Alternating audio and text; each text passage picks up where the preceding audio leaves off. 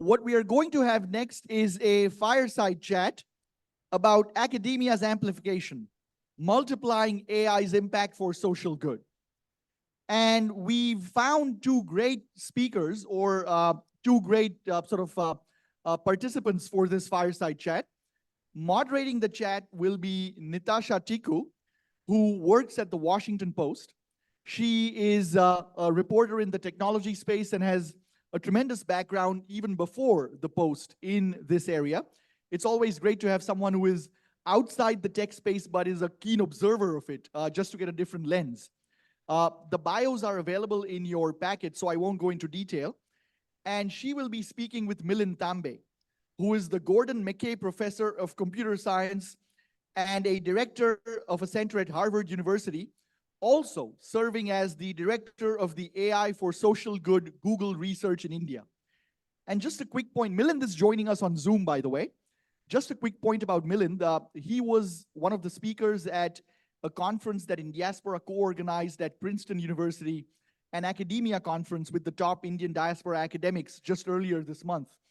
And at that time, Milind spoke very eloquently and tellingly about the impact that his work is having in terms of using AI for social good in, I think the state that he had mentioned at the time was Maharashtra in India. So anyway, don't want to steal the thunder. We'll move on with the show. Nitasha, the floor is yours. Good afternoon, everyone. Hi, Professor Tambe. Nice to see you again.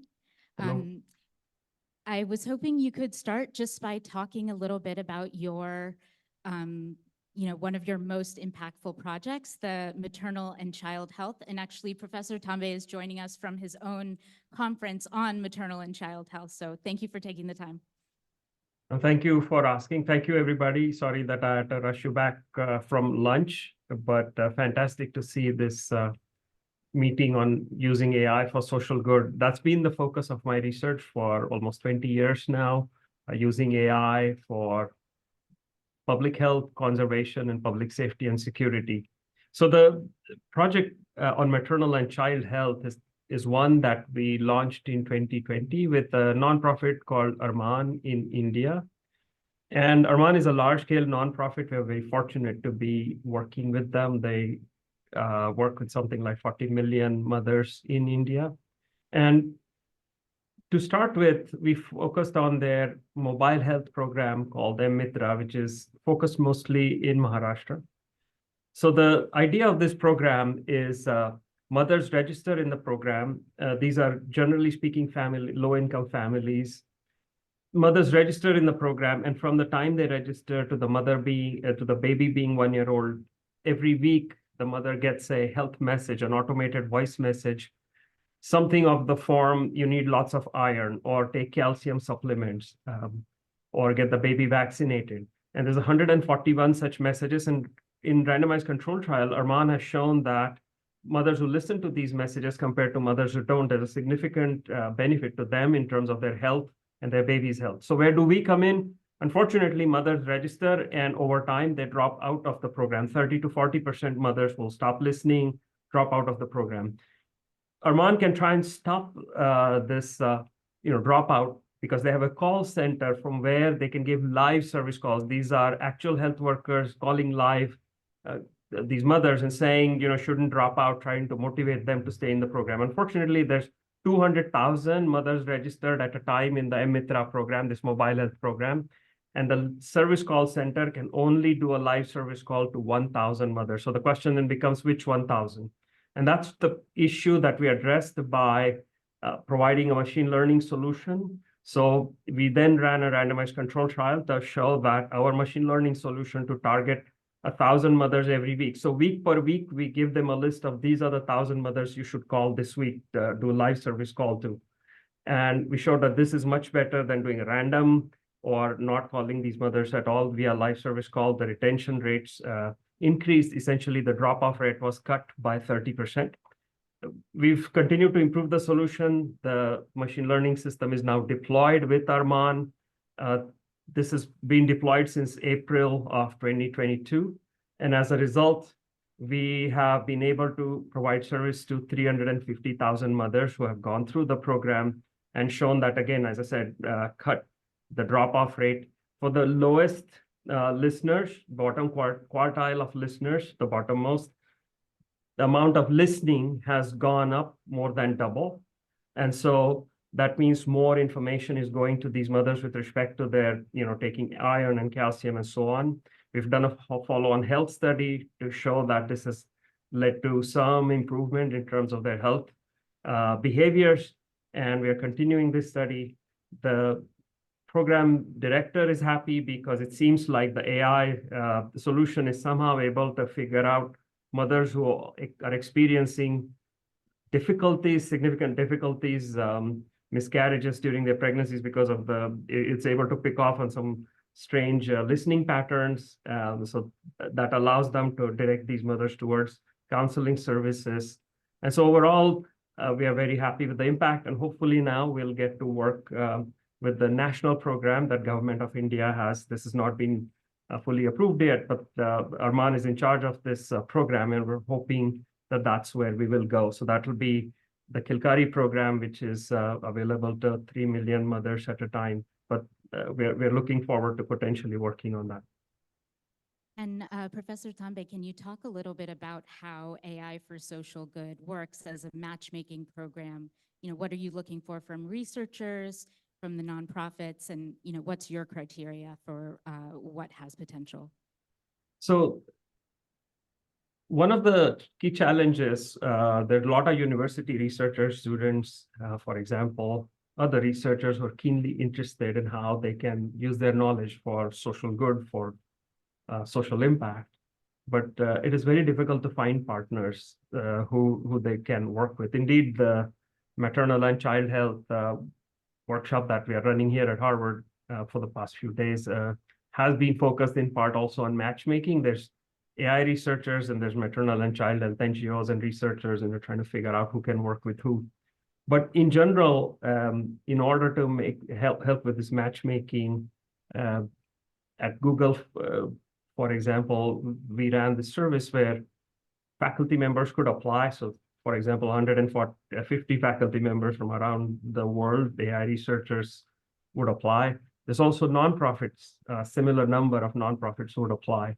And the basic idea is to do speed dating. So each faculty member could meet with 3 nonprofits, and each nonprofit with 3 faculty members. And then based on the match, they would write a proposal, and then they would get some funding. And if that funding, if they showed good progress in the seed funding, then further funding might follow.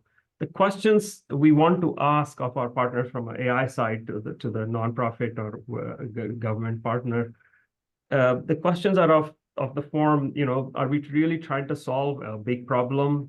Is it solvable? Is there an AI solution? And I can come to where, in some of these cases, there have been failures.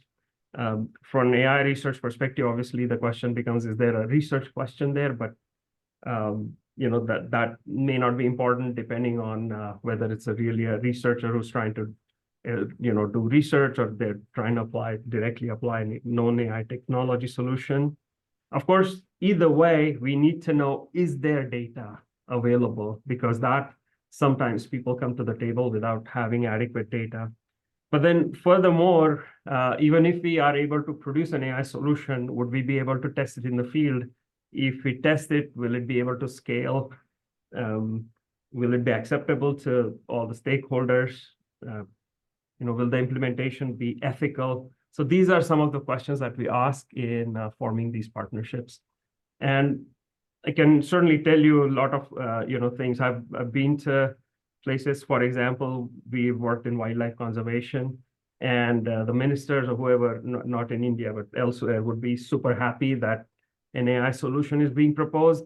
But then you go talk to the rangers and they say, we don't need any fancy AI solution, we just need better shoes. And so we have to be careful and cognizant that AI is actually a solution that would be appreciated by stakeholders involved. Could you talk about some of the other, maybe go through a couple of the other programs that have matched this criteria? You're also dealing with limitations like fewer compute resources and, as you said, low data, right? That's right. So On the one hand, I did say that data, we need the data. There has to be a way to get the data. But on the other hand, in AI for social impact, we're often working with low data, low compute, low resources. I'll give an example from work we did with youth experiencing homelessness in Los Angeles. So the goal here is to spread information about HIV. People may already know there's 9,000 youth who sleep on the streets of Los Angeles every night. Unfortunately, the rates of HIV among this population is 10 times the rates of the normal house population. We can't reach all of these youth, so homeless shelters will do peer-led campaigns. So they'll call key influencers, peer leaders, educate them about HIV prevention, expect them to talk to their friends and their friends to talk to their friends. And in this way, information to spread in the social network. So they have a particular way of choosing these influencers, which is to call the most popular youth. With AI, we can choose better influencers in this social network. There has been a lot of work in AI in choosing influencers in a social network, except all of it assumes that the social network is given as an input, as data. In our case, there was no data available. So this is again a situation because go to a homeless shelter and say, well, give us a social network of the youth who visit this center, what have you. They wouldn't have that data, but they do want to use AI to choose key influencers. So how do you solve the problem? So the key idea then was to do some clever sampling, and therein was the PhD for the student who worked on it. Is how do you cleverly sample the social network in a way that would allow us to choose influencers in a smart way? So we've done the sampling, chose influencers. We ran a campaign in Los Angeles. We showed that our AI-based influence max choices.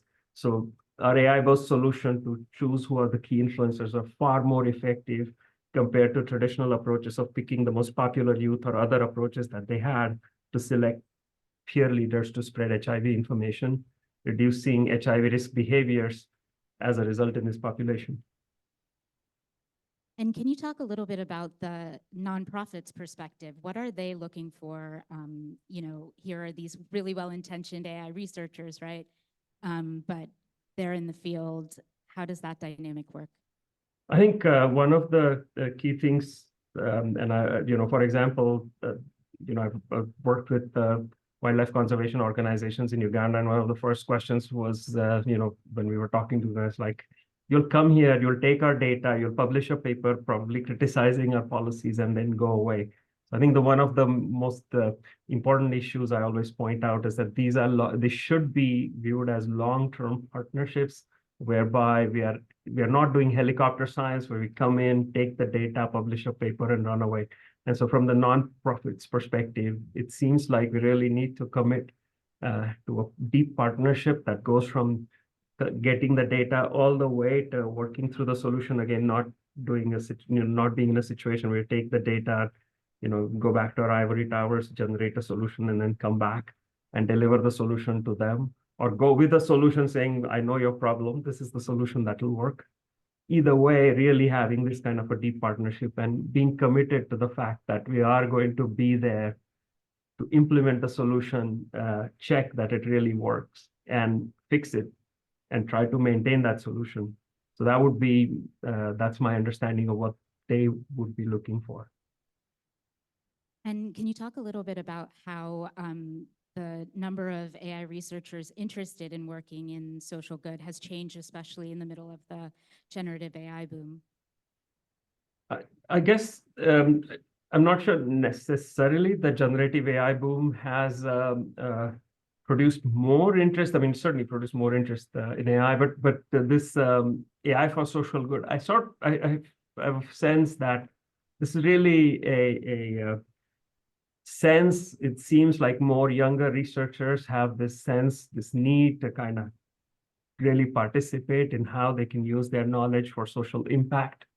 Some years ago, I was visiting IIT Patna, for example, and I was surprised to see this, large number of graduate students who are all really so keen on how to do AI for social impact, except, where would they find the partners and how would they go about engaging in this? I mean, it's just I mean, and here too, as I run these classes on AI for social good at Harvard, we can see there's so much interest. My, classes are overflowing and people are keenly interested in understanding. So I would say that this has been like a continuous push to, how can we apply AI for social good? I think the main issue from an academic perspective is to make sure that we are able to support this, that academic conferences value social impact as opposed to purely methodological or academic improvements in AI, so that this kind of work remains supported. And so I'm glad to see that this is happening now, that AI conferences have begun to value work that is much more focused on social impact and not just purely methodological innovations and so forth. Yeah, so I'm optimistic about how this area is going to grow, just looking at the interest and the growing support in this area. Well, I think that's a great note to end it on. Thank you so much for your time and talking about your very important work. Thank you so much for inviting me. Really appreciate it. Thank you all.